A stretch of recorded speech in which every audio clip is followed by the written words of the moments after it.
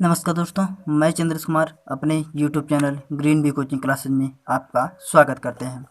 आज हमारा यह वीडियो NCERT पर आधारित गणित कक्षा 10 प्रश्नावली 2.1 का संपूर्ण हल होगा। तो चलिए बिना समय व्यर्थ किए शुरू करते हैं आज की वीडियो को। देखिए 2.1 में हम ये पढ़ेंगे बहुपद, पॉलिनोमियल, बहुपद। यहाँ ध्यान देना, बहुपद। बहुपद इसमें पढ़ेंगे तो बहुपद सबसे पहले हम जान लेते हैं बहुपद है क्या। बहुपद वह होता है जो चर की घात, यहाँ ध्यान देना, चर की घात पूर्णांक हो। चर की घात क्या हो? पूर्णांक। लेकिन वो सदैव क्या होगी? धन पूर्णांक होनी चाहिए। जैसे चर पहले क्या है? चर हम जान लेते हैं। चर होता है x, y, z, ये चर होता है। जैसे कोई भी हो, इसी x का घात 4 प्लस 2x हो जाए, घात 3 हो जाए, प्लस 3x हो जाए, प्लस 2, तो एक बहुपद हो गया। एक बहुपद हो गया। यहीं आ जाए x प्लस 1, ये भी क्या है? बहुपद है। क्यों? देखिए ये चर है, चर की घात क्या है? प्लस 1 है, यहाँ भी प्लस 1 है, तो ये क्या होगा? एक बहुपद होगा। अब यही बात करते हैं y घात 100, ये बहुपद है? हाँ है, क्योंकि ये क्या है? प्लस है। और यहीं आ जाए जेट घात -1, ये बहुपद है? नहीं है, बहुपद नहीं। क्यों नहीं? क्योंकि यहाँ देखिए ऋण पूर्णांक आ गया। घात क्या आ गया?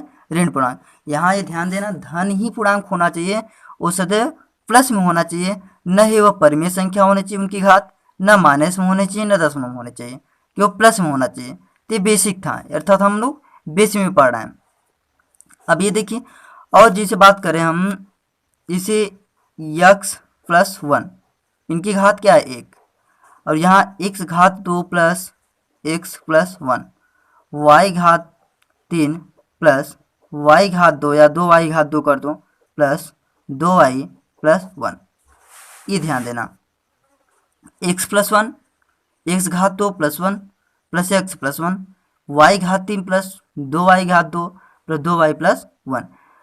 अब यही बात करते हैं z घात 4 प्लस 3z घात 3 प्लस 3z घात 2 प्लस 2z प्लस 1। ये बहुपद है? हाँ है, क्योंकि देखिए सभी की घातें क्या दिख रही हैं? पॉजिटिव दिख रहे हैं, अर्थात प्लस दिख रहे हैं, प्लस पूर्णांक दिख रहे हैं। यहाँ ये ध्यान देना। अब जिन घात कैसे, बहुपद बनते कैसे? तो चर की देखिए, चर क्या होता है? बहुपद क्या? पहला अंक घात, किसी चर का घात पहला अंक बड़ा उससे छोटा होता जाता है, अर्थात घटता जाता है। जैसे यहाँ देखिए 1 था, इसका घात 1 था, उसके बाद देखो 0 हो गया, कोई आया? नहीं आया। यहाँ 2 था, 2 के बाद क्या है? 1 हो गया, उसके बाद 0। यहाँ 3 2 1 0, 4 3 2 1 0।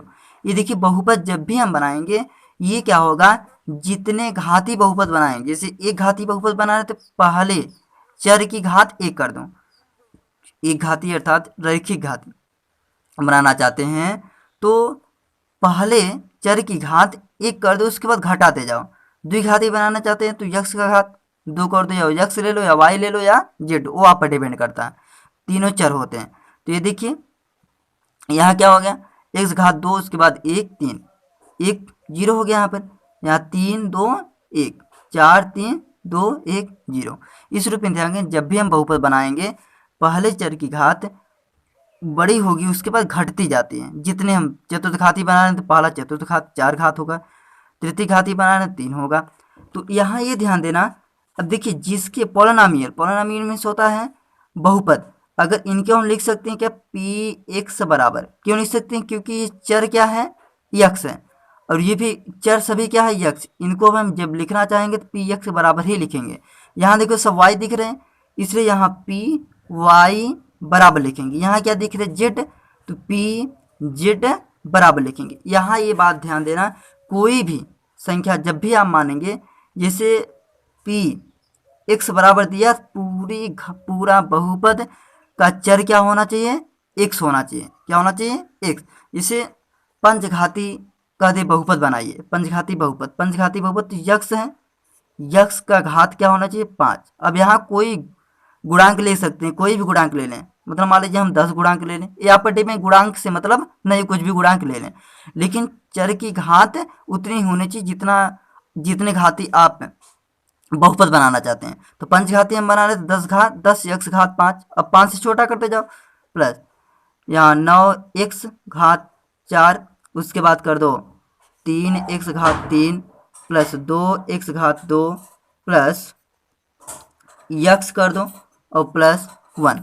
हो गया ना पंचघाती बहुपद, ये हुआ बहुपद। अब देखिए हम यहाँ अगर पूछे घातों की संख्या, क्या पूछें, घातों की संख्या पूछें, यहाँ ध्यान देना भाइयों, घातों की संख्या कह दें, घातों की संख्या, यहाँ घातों की संख्या कितनी है, यहाँ घातों की संख्या वो होती है, किसी बहुपद की यदि घातों की संख्या कही जाए तो ये होती है जो अधिकतम चर की अधिकतम घात ही घात की संख्या कहलाएगी, चर की अधिकतम घात ही घात की संख्या कहलाएगी। तो ये देखिए क्या है, इसकी अधिकतम घात क्या है, 1 है, इनकी घात क्या हो जाएगी, घात 1 होगा। अब इनकी अधिकतम घात कितना है, 2, इनकी घात क्या हो जाएगा, 2 हो जाएगा। इनकी अधिकतम घात कितना है, 3, तो इनकी घात क्या हो जाएगा, 3 हो जाएगा। अब इनकी अधिकतम घात कितनी है, 4, तो यहाँ घात क्या हो जाएगा, 4। इनकी अधिकतम घात कितनी है, 5,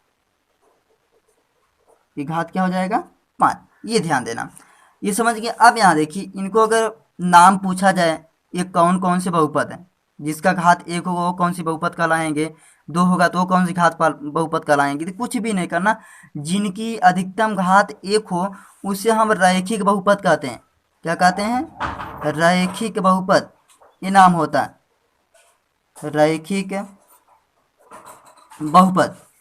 अब देखिए 2 है तो ये द्विघाती बहुपद कहेंगे। देखिए जब 1 होगा अधिकतम घात तो वो क्या होगा, रैखिक बहुपद, 2 होगा तो क्या बोलेंगे, द्विघाती बहुपद, द्विघाती बहुपद। 3 है तो क्या बोलेंगे, त्रिघाती बहुपद, घाती बहुपद। 4 है तो क्या बोलेंगे, चतुर्थघाती बहुपद, चतुर्थ घाती बहुपद। 5 है तो क्या बोलेंगे, पंचघाती बहुपद,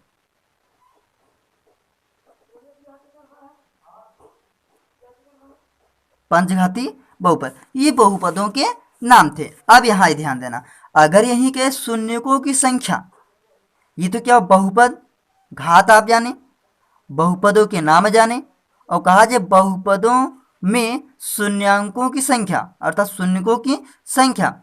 यहाँ को देखिए, यहाँ कहा दिया जाए शून्यकों की संख्या या शून्यांकों की संख्या, शून्यांकों की संख्या कि ये किस बहुपद में कितने शून्यांक हो सकते हैं, शून्यांकों की संख्या कितनी हो सकती है। अब यहाँ देखिए, जब यहाँ ध्यान देना, जब कोई भी बहुपद एक घाती बहुपद होगा अर्थात रैखिक बहुपद होगा, कोई भी बहुपद रैखिक बहुपद होगा या अधिकतम घात 1 होगा तो उनकी शून्यांकों की संख्या कितनी होगी, 1 होगी। और जो द्विघाती होगा तो उनकी शून्यांकों की संख्या 2 होगा, त्रिघाती होगा तो उनके शून्यांकों की संख्या 3 होगा, चतुर्थघाती होगा तो उनके शून्यांकों की संख्या 4 होगा, पंचघाती होगा तो उनके शून्यांकों की संख्या 5 होगा। अर्थात कहने का आशय यह है, जितने घाती बहुपद होगा उतने ही बहुपदों की शून्यांकों की संख्या होगी। समझ गए दोस्तों, जितने घाती बहुपद होगा उतने ही घाती शून्यांकों की संख्या होगी, है ना। यहाँ ध्यान देना, अर्थात जैसे बहुपद आपका 6 घाती है अर्थात अधिकतम घात 6 है तो शून्यांकों की संख्या 6 होगी। अधिकतम घात 3 है, जैसे हम आपसे पूछूं या आपको मैं दूं, कह दूं x घात 3 प्लस 2 x घात 2 प्लस 3x प्लस 1, इनमें शून्यांकों की संख्या बताइए कितनी होगी, शून्यांक कितने निकल सकते हैं, अब बता दो, शून्य कितने निकल सकते हैं। ये कह सकते हो शून्य क्या शून्यांक की संख्या कितनी निकल सकती, शून्य कितने निकल सकते हैं, यहाँ हम लिख सकते हैं शून्यक बराबर, देखिए कितने होंगे, अधिकतम घात 3 है तो शून्यांकों की संख्या कितनी हो जाएगी, 3 हो जाएगी ना दोस्तों। इस प्रकार से अब देखिए हर एक चैप्टर का हम बेसिक बताते चलेंगे और आपको समझाते चलेंगे। तो 2.1 का कुछ बेसिक जानकारी थी, ये बहुपद के बारे में हमने जाना। अब यहाँ देख लेते हैं आगे, आगे देखेंगे। अब सीधा हम चलते हैं प्रश्नावली 2.1 पर। तो यहाँ देखिए ग्राफ में, जैसे हम थोड़ा और जान लेते हैं, प्रश्नावली 2.1 में जाने से पहले थोड़ा और जानकारी जान लेते हैं। जैसे कह दिया जाए ये है, देख रहे हो ये ग्राफ है, ये आपका एक्स डैश ओ है, एक्स है, वाई है, वाई डैश। यहाँ पहले ये जान लीजिए ये होती है क्षैतिज रेखा। कौन सी रेखा होती है, क्षैतिज रेखा, रेखा। और ये क्या होती है, ऊर्ध्वाधर रेखा।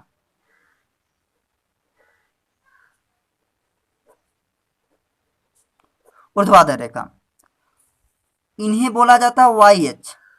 कौन सा अक्ष बोला जाता है, वाई अक्ष दोस्तों। इनको क्या बोला जाता है, एक्स अक्ष। अब आप कहेंगे इसे क्यों बता रहे हैं, तो निर्देशांक ज्यामिति में पूछा जाता है, यहाँ जरूरी था बताने के लिए। अब देखिए एक्स अक्ष में केवल एक्स ही बहुपद होता है, यहाँ ध्यान देना, एक्स अक्ष पे केवल एक्स बहुपद होता है और वाई अक्ष पे क्या होता है, केवल वाई अक्ष बहुपद होता है।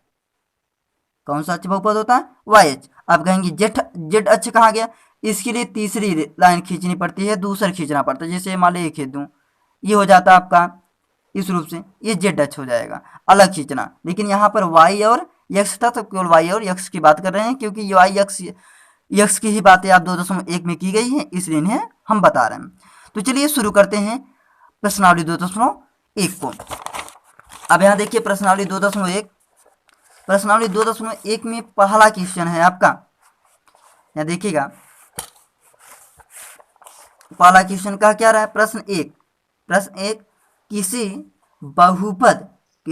बहुपद पी एक्स का ग्राफ नीचे आकृति में दिया है, प्रत्येक स्थिति में पी एक्स के शून्यांकों की संख्या ज्ञात कीजिए। पी एक्स के शून्यांकों की संख्या ज्ञात कीजिए, कुछ भी नहीं करो, शून्यांकों की संख्या, जैसे मैंने बताया बहुपद शून्यांकों की संख्या। अब यहाँ पर करना है। अब आप ये सोच रहे होंगे शून्यांकों की संख्या वहां तो बहुपद दिया था लेकिन यहाँ ग्राफ दिया तो कैसे बताएंगे। देखो पी एक्स दिया, यहाँ देख रहे हो ना, ये देख रहे हो ना पी एक्स, यहाँ पी एक्स से सीधा पता चल गया चर क्या होना चाहिए, यक्स। चर क्या होना चाहिए, यक्स। अगर यही वाई दिया होता तो चर क्या होता, वाई। अब यहाँ देखिए एकदम सरल दोस्तों, एकदम सरल है, मैं कह रहा हूँ एकदम सरल है, कुछ भी परेशान होने की जरूरत नहीं, एकदम सरल। देखिए पी एक्स की बातें की थी, यक्स की केवल देखिए पी एक्स यहाँ कहा ना, पी एक्स, तो केवल आप यक्स अक्ष देखिए, चर यक्स है तो यक्स अक्ष है। तो यहाँ पर देखिए यदि कोई रेखा काट रही होगी ग्राफ में, एक अक्ष पे यदि कोई रेखा काट रही है, कहीं भी जितने बार वह रेखा काटी है उन्हीं को गिन लीजिए, वह शून्यांकों की संख्या हो गई। देखो एक अक्ष पे कोई रेखा काटी है, ये मत समझिएगा ये तो ऑलरेडी से बना था, ये वाई अच्छी, इसकी बात नहीं, इसकी बात हम नहीं करते। कोई दूसरी रेखा यदि काटी हुई है तभी बनेगा। देखिए कोई रेखा काटी दिख रही है, नहीं दिख रही है, तो इनके शून्यांकों की संख्या कितनी हो जाएगी, 0। तो यहाँ लिख देंगे पी एक्स के शून्यकों या शून्यांकों की संख्या बराबर 0 है ना। क्यों, क्योंकि कोई भी संख्या नहीं, कोई भी रेखा एक्स अक्ष को नहीं काटी है, इसलिए क्या होगी 0। उस रूप में यहाँ देखिए एक्स अक्ष को कोई रेखा काट रही है, देखिए हाँ काट रही, एक बिंदु पर देखो काट रही ना, काट रही। इनके शून्यकों की संख्या कितनी हो जाए, डायरेक्टली हम लिख दे रहे हैं शून्यकों या शून्यांकों की संख्या क्या हो जाएगी, 1 हो जाएगी। क्यों 1 हो जाएगी, क्योंकि एक्स अक्ष पर कोई रेखा एक बिंदु पर काटती है, कितने बिंदु पर, एक बिंदु पर काटती है। अगले प्रश्न को चलते हैं। देखिए तीसरा प्रश्न क्या कर रहा है, देखिए कितनी बार काटा, 1 2, यक्स पर ही देखना है क्योंकि पी एक्स दिया, वाई कहा जाता तो वाई को देखते हैं, पी वाई कहा जाता है तो वाई पर हम कटान को देखते हैं। यहाँ यक्स पे काटा, देखो एक यहाँ काटा एक यहाँ, तो शून्यकों की संख्या कितनी हो जाएगी, कितनी हो जाए दोस्तों, शून्यांकों की संख्या बराबर 2 हो गया दोस्तों। अब अगला देखिए, इसमें देखिए कितना होगा, 1 2 3, क्या हो जाएगा 1 2 3, तो यहाँ लिख दो, सीधा लिख देते हैं शून्यांकों की संख्या कितनी हो जाएगी दोस्तों, कितनी हो जाएगी, शून्यांकों की संख्या एक गिन लो, 1 2 3, तो यहाँ 3 हो गई। अब यहाँ देखिए दोस्तों अगले क्वेश्चन में, इसमें कितनी बार होगा, 1 2 3 4, यहाँ कितना हो जाएगा शून्यांकों की संख्या, शून्यांकों की संख्या बराबर कितना हो जाएगा दोस्तों, गिन लीजिए एक बार पुनः, 1 2 3 4, 4 हो जाएगी, हो गया। अब यहाँ देखिए अंतिम क्वेश्चन पर कितना होगा, 1 2, देखिए नीचे नहीं काटा है, देखो यहीं से सटते हुए अर्थ हैं, देखो आसपास करते हुए आगे निकले, तो इसलिए केवल एक ही बार होगा यहाँ पर। अगर यही नीचे आ जाता तो 1 2 गिना जाता, लेकिन ये देखिए यहीं से देखो आसपास करते हुए चली जा रही रेखा को, इसलिए एक ये हो गया, एक ये 2 और 3, कितने होंगे, केवल 3 ही होंगी, क्योंकि देखो 3 ही बार। अगर यही रेखा नीचे से होकर जाती तो यहाँ 2 कटान बिंदु हो जाते हैं, इसलिए यहाँ 3 ही होगा, 1 2 3, तो यहाँ लिख देंगे शून्यांकों की संख्या, शून्यांकों की संख्या बराबर कितना हो जाएगी दोस्तों, 3 हो जाएगी। तो उम्मीद करते हैं दोस्तों यह प्रश्नावली आप सभी को बहुत अच्छे तरीक़ों से समझ में आया होगा। यदि यह प्रश्नावली, यह वीडियो आप सभी को अच्छा लगा हो तो सब्सक्राइब कीजिएगा, शेयर कीजिएगा, लाइक कीजिएगा, बेल आइकन जरूर दबाइएगा, ताकि हमारे हर एक वीडियो का नोटिफिकेशन आपको मिलते रहे। और ये ज़रूर कहेंगे दोस्तों, अपने दोस्तों में शेयर ज़रूर कीजिएगा, ताकि वे इस लॉकडाउन का फ़ायदा उठा सकें। धन्यवाद दोस्तों, thanks for watching this video. नमस्कार दोस्तों।